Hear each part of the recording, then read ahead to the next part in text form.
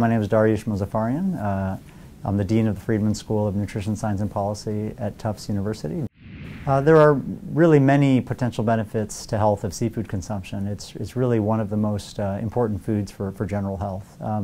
Many things have been studied, including brain health, the immune function, heart health, and many other conditions. But probably the strongest evidence is actually for heart health and for brain development in babies during infancy. For heart health, it's pretty clear that eating some fish is really important, much better than none. And so eating at least 2 servings a week of fish has been linked to substantially lower risk of death from heart disease. Heart attacks kill more Americans than any other cause of death, and that's true for both men and for women.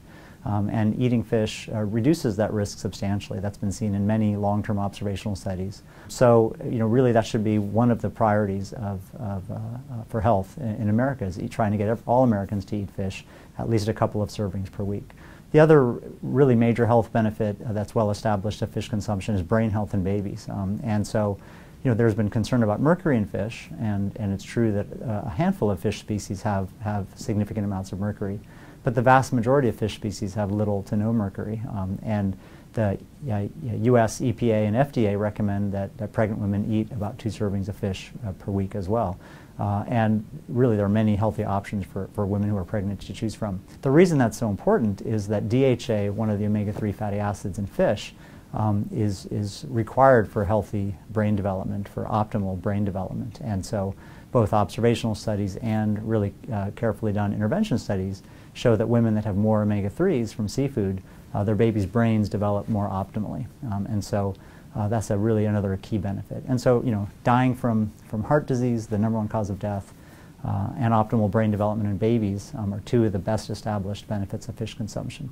Put all together, really, this is one of nature's best foods for health. One of the most important things that we can recommend to people for public health and for their own health. So, in speaking about the health effects, many things that people often ask are, what's the difference between lean fish versus fatty fish? What's the difference between eating fish versus taking fish oil? What's the difference between seafood omega-3s versus plant omega-3s? And what's the difference between farmed versus wild-caught fish? Those are all questions that people ask. I think that it's pretty clear that omega-3s are part of the benefit of fish intake. Probably not all of the benefit, but a big part of the benefit. So again, if you're choosing between 2 fish, having one with more omega-3s, a dark meat fish, is probably a better option. But either is a better option than no fish. And so, I would tend to suggest that people have dark meat fish at least once per week, but any fish is better than none.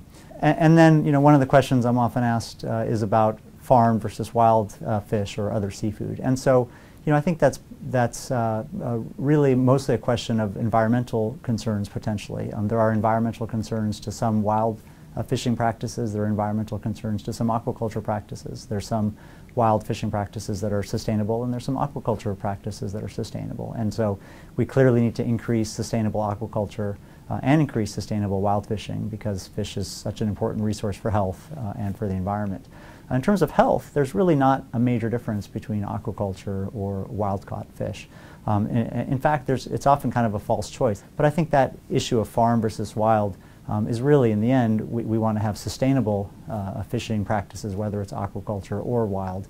So, if we want Americans to consume at least 2 servings of fish per week, how are we doing?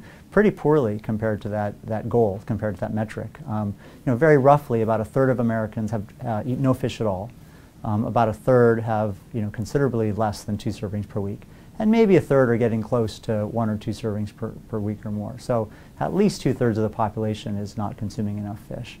And so that's really an important health goal. So I think one of the unfortunate things that's happened in the last decade is that concern over mercury in fish has sort of led to widespread confusion and in fact fear about fish consumption. And I think that's an unintended consequence of what the government was trying to do with the Mercury advisory. A Mercury advisory came out in 2004 from the U.S. government, which was really intended for just pregnant women or women who are trying to become pregnant, to really get them to eat fish, but to limit just a few species that have higher mercury.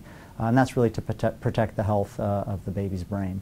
And that very focused advisory sort of led to widespread confusion about fish and contaminants, and led people to think that mercury is in all fish or that mercury is harmful for adults, which in the doses that it's found in commercial fish, there's really no evidence that it has any effect, and led to a lot of confusion. And so, you know, the U.S. government has said that we want Americans to consume fish, and really it's just pregnant women or women who may become pregnant or are nursing to avoid a handful of fish species. So, you know, I think mercury for the average consumer who isn't trying to become pregnant or planning to become pregnant, mercury is really not a major issue from commercial fish species.